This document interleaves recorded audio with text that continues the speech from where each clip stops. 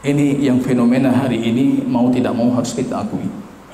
Kita sedikit risih hari ini membuka media sosial, yang kita dapatkan rupanya cuma cacian, serapaan. Tidak ada pemimpin yang selamat dari lisan dan dari tangan kita. Semua kita celah. Fulan tercela, fulan tercela, fulan tercela.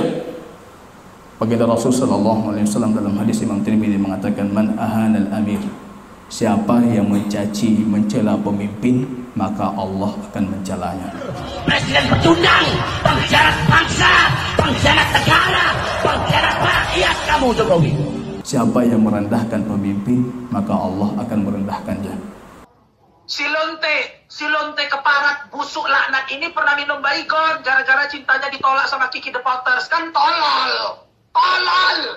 Man lam yasbir an ta'atil amiri syai'an, yang tidak sabar untuk mentaati pemimpinnya walaupun cuma satu sedikit saja dia tidak sabar, mata maitatul jahiliyah, dia mati dalam kondisi mati jahiliyah.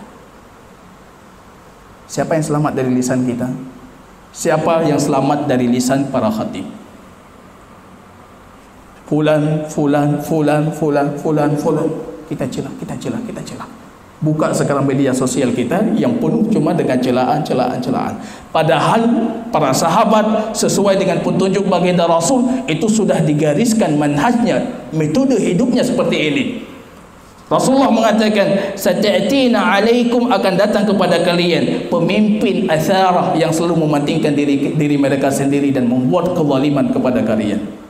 Ini pasti sudah datang, akan datang, dan sudah pernah datang.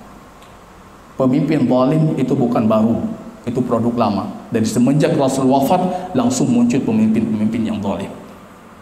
Wa umuran tunkirunaha, akan datang perkara-perkara yang kalian sendiri mengingkarinya. Kalian tidak bisa menerimanya. Para sahabat bertanya, ya Rasulullah, wa madza ta'muruna?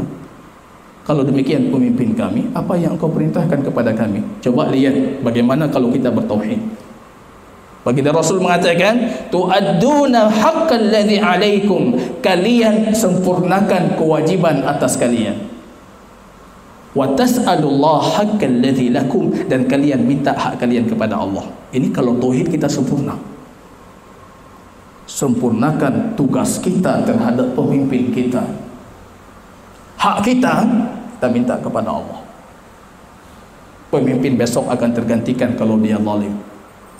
Pemimpin dengan sendirinya kekuasaan Allah Al-Malikul Mulk, yang punya kekuasaan yang paling sempurna kekuasaannya. Allah bisa menindaklanjuti segala sesuatu. Minta hak kalian kepada Allah. Kenapa harus caci maki?